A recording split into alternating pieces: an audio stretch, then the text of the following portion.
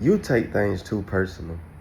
You think when they didn't take your advice or when they didn't accept your leadership or your counsel or your guidance, you feel like they rejected you or they didn't listen to you because you didn't have enough money or you didn't have enough motion. No, no, they just don't listen. They just don't follow instructions. They just don't come from a system of structure and order, and they don't know how to submit themselves and what they think to good counsel. You can't make nobody see the value in you. You can't change nobody's mind. And neither should you waste your time trying.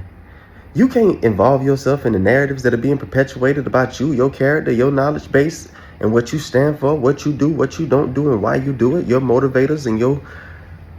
No, you shouldn't care. You don't have the energy to give to that. You don't have the attention to give to that.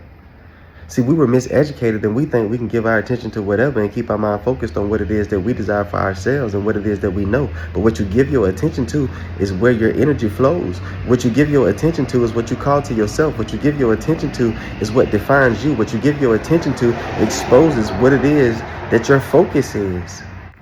We will slap out, give our attention to the things being said about us and the narratives being promoted about us, and then turn around and say that we don't care what nobody think, and we not out here trying to prove ourselves to nobody. Well, why has your attention been going to the things being said about you, and why are you giving attention and giving time and energy and effort to trying to undo the narratives and trying to rewrite the story for the people that have listened, adopted the story, or are reciting it?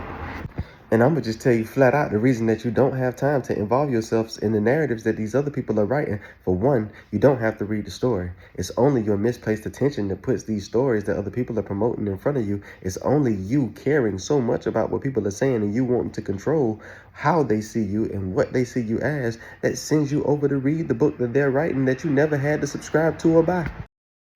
I'm not finna explain to you what I've decided is best for me. I'm not finna sit here and break down and analyze and try to get you to adopt my definition of why I did what I did, because at the end of the day, I can tell you elaborately the God, the honest truth about what it is I did and why I did it, and you still can walk off with a whole nother explanation. You still can submit yourself to your suspicions. People don't change their minds based on what we say to them. They don't change their minds because we go and we tell them the truth.